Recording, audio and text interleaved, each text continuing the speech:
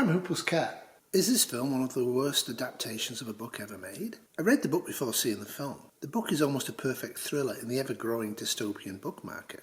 I highly recommend the book. The film, however, is awful. Let's get into it. In the book, they never find out what has happened. In the film, they do.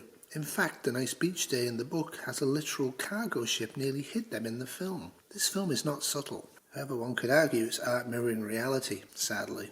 The Obamas liked the book and were daft enough to help fund this film. From the menace, foreboding and the knowing of the book, where the mom sees this briefly and doesn't believe in it, we get this. A man outrunning and surviving a crashing plane, though his suit does get wet. And this is not the dumbest scene in the film. Clay is literally inept. Very inept. He gets lost on a simple drive and meets a Spanish woman who is distressed. He drives off, unwilling to engage with reality. But then this film literally has a drone bombard him with gas? No, it's Arabic leaflets. Millions of them. Him in his car all alone on a small country road is worthy of millions of leaflets. Give me a break. So of course the Airbnb owners show up and they're a black couple. In the book they're an elderly black couple, rich and successful. In the film GH literally looks younger than Clay. And he has a daughter now. Ruth has become his daughter, not his elderly wife. Why? I don't know exactly why, but it's way to silence the elderly, Mr. Director. A lot of the interplay of the book is gone now. You don't have an elderly couple requiring and needing the younger family that are already in their house. There is a lot of sitting around, talking, hysterically eating and drinking in the book.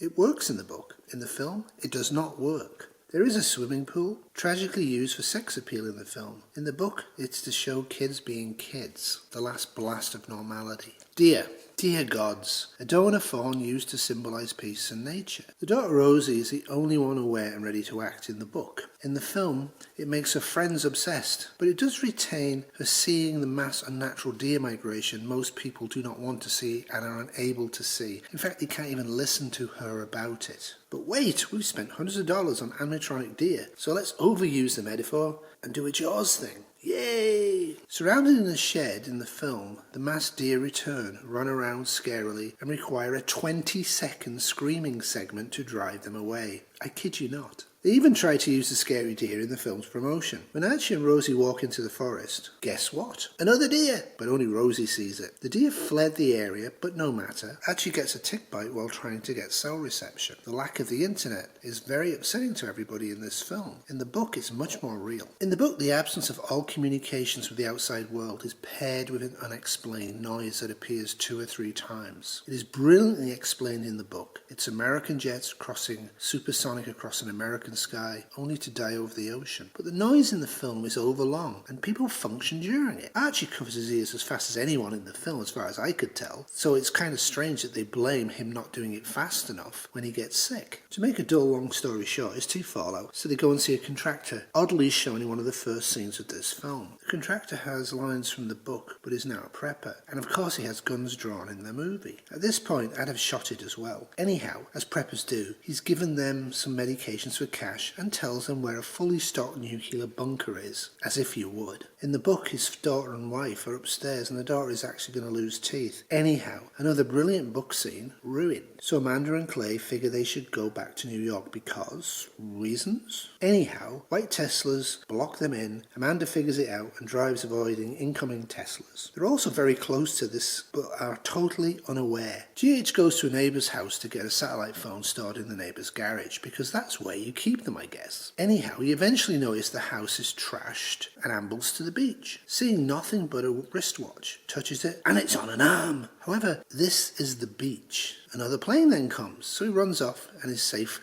in the exploding house. Oh yeah, Ruth's mum is on the plane, but Amanda can replace her, I guess. Clay won't notice. Having survived the killer deer, our clueless new matriarchal family of Amanda and Ruth wander around looking for Rosie, who sensibly ran off. But they see this. New York Newt. Of course, only about half a mile from New York, none of them have heard or seen anything at all happening up to this point. Rosie finds the bunker on her own, and gets in on her own. It's beautiful, and watches the last episode of Friends. In the book, she is smart, acts, and has agency no one else has, but not in this film. Don't open the door, Clay, and start this terrible adaptation. Oops, he did. There are a lot of space scenes because Reasons? I'm unaware that the director is trying to pitch for a new Star Wars film. One interesting thing online was that all of the space scenes are there to give the impression maybe it's aliens come and done all this to us. There's lots of Easter eggs in the film, I think to make up for ruining the book's great plot. Why does the picture change? Why is everything blue? Why is there a QRS code on the TV for Lake Sarnie? Who knows? Who cares? I didn't. The book is a strong and good portrayal of a sudden war on Americans isolated from what is going on. The film is, according to the director,